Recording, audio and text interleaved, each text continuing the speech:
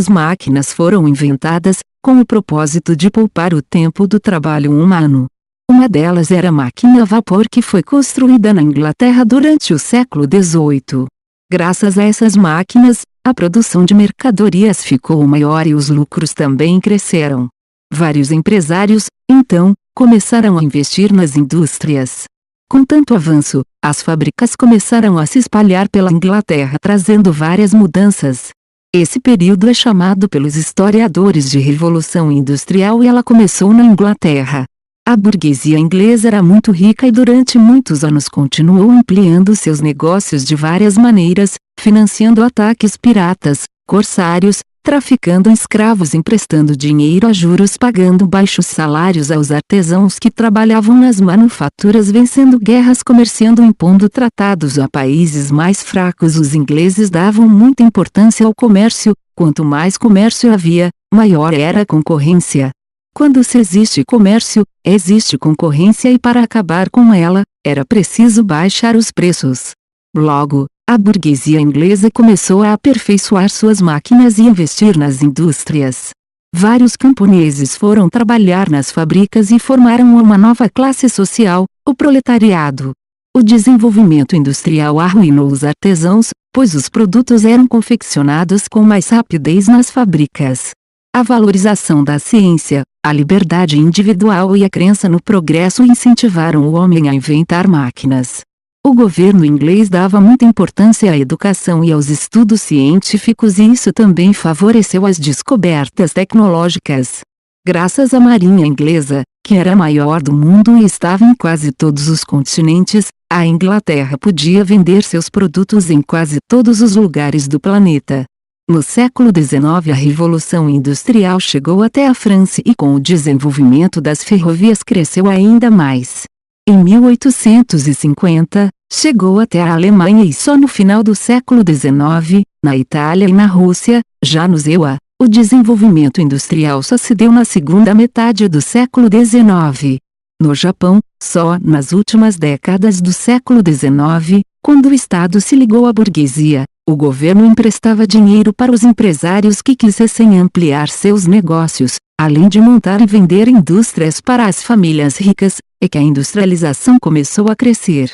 O Estado japonês esforçava-se ao máximo para incentivar o desenvolvimento capitalista e industrial.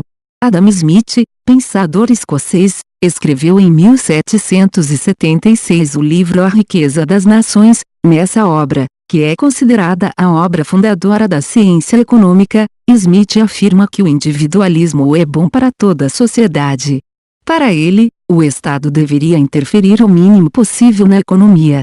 Adam Smith também considerava que as atividades que envolvem o trabalho humano são importantes e que a indústria amplia a divisão do trabalho, aumentando a produtividade, ou seja, cada um deve se especializar em uma só tarefa para que o trabalho renda mais. A Revolução Industrial trouxe riqueza para os burgueses, porém, os trabalhadores viviam na miséria. Muitas mulheres e crianças faziam o trabalho pesado e ganhavam muito pouco. A jornada de trabalho variava de 14 a 16 horas diárias para as mulheres, e de 10 a 12 horas por dia para as crianças. Enquanto os burgueses se reuniam em grandes festas para comemorar os lucros, os trabalhadores chegavam à conclusão que teriam que começar a lutar pelos seus direitos.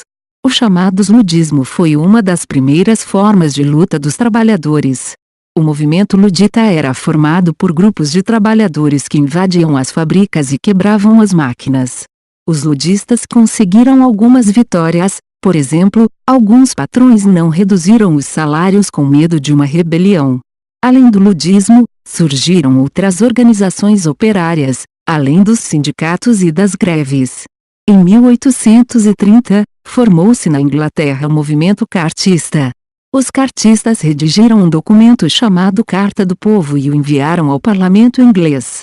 A principal reivindicação era o direito do voto para todos os homens, sufrágio universal masculino, mas somente em 1867 esse direito foi conquistado.